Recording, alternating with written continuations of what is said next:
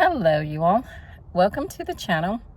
Ask that if you haven't subscribed to please subscribe, like, and even share if you feel like this content will help someone. Well, today I was supposed to have my second scan, and it was on my breast. And I don't even want to post this because of just the way it hit me. However, I am really working on being very authentic in the moment, especially on this channel, because it might help someone else. So I went in and it was time for my annual, and I'm, as you've been keeping up, I'm a year behind on everything. And so, and I talked to them, telling them that I had dense breast, and would it be possible that maybe, did I need an ultrasound? Because the last scan I did have, they did suggest we follow up with an ultrasound because of the dense breast. And they said, no, that would not be something that needed to happen. So when I showed up today, and, they asked, I was checking in, and they were asking, were there any problems? And I told them some things that were happening to the other breast. Not the breast where the breast cancer was found, but in the other one. And it was like, she was like, whoa, what? Wait a minute. We have to do a 3D ultrasound scan or something like that. It's probably in a reverse order of that. And I expressed to her, I'm not for sure, if, my oncologist didn't want me to have the exam. Maybe she just wanted me to have this exam and then come back in. But mind you, my oncologist did not know about the symptoms I was having. And so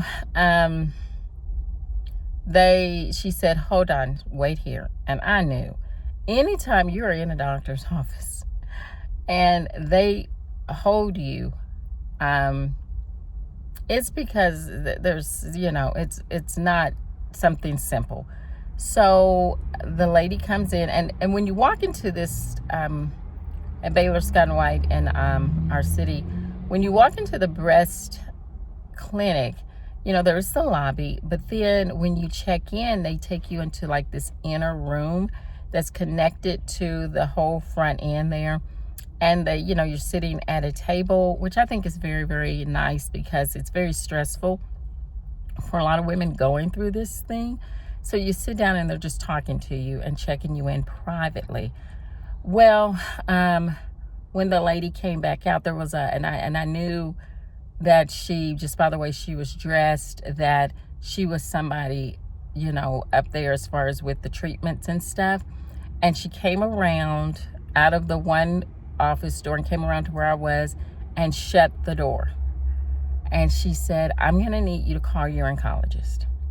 She said, because I need her to schedule you everything. She said, what we need to do, because of these symptoms, we need to get everything done in one day so that you can get the results that day. Now, from my experience, they don't rush things unless it's something that they're really concerned about. But she said, oh, we don't think it's anything. Well, that's what they said about everything else. It could be nothing. Yeah, there's always a chance of things can be nothing. But anyway, so what I do is when I hear stuff that is kind of scary to me, I don't freeze.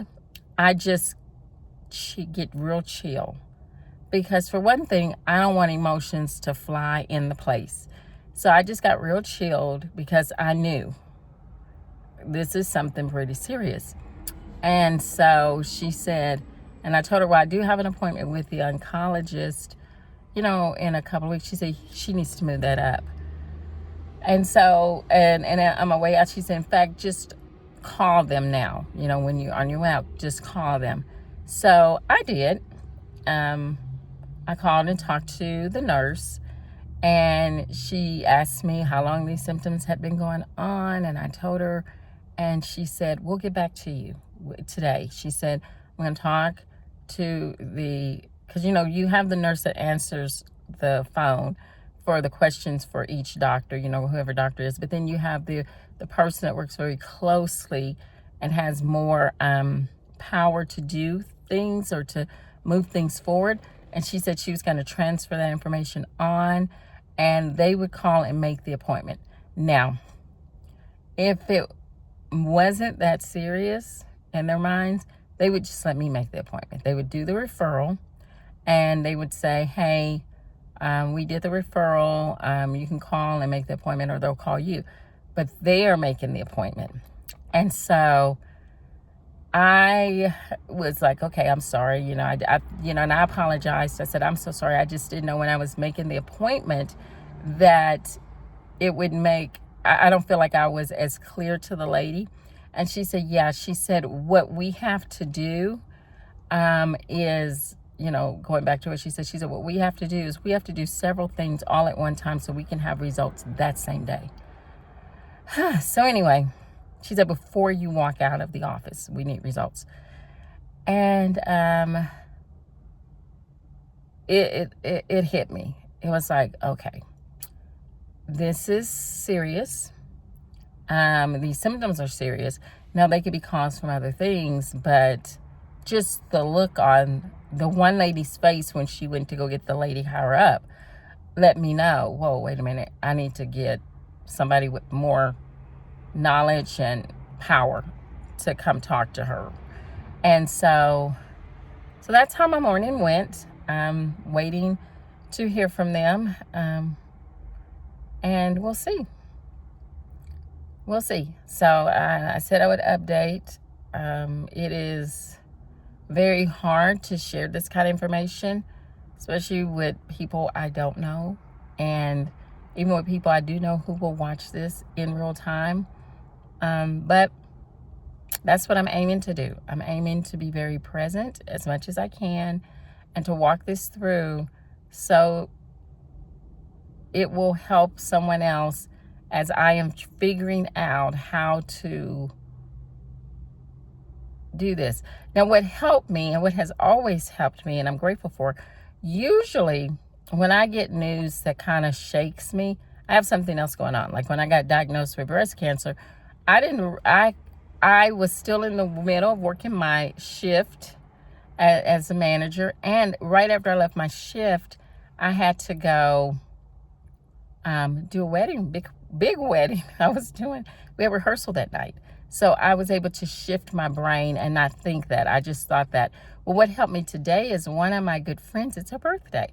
So as soon as I left, after talking to the oncologist office, Dr. Amici, she's my oncologist, I just went straight to go get the stuff for my friend's birthday and went to her, her job and dropped it off for her and did a little birthday stuff. So I'm grateful for that because it helps me not get overloaded in the brain, because the way that I handle stress makes me woozy a lot of times. The way my brain processes right now, it can make me woozy, and just it's like it overloads my brain. So, but with having something else to focus on, it actually helps my brain to process better. I don't know if anybody else is going through that. Has gone through stuff like that. If you are, just comment, because I would, or if you know any insight into that, it would be helpful. Well, that is all. I will update as I know. Yeah, and I just want to encourage you to have courage in trouble, have courage in pain. What we do to move forward, it's not done in vain.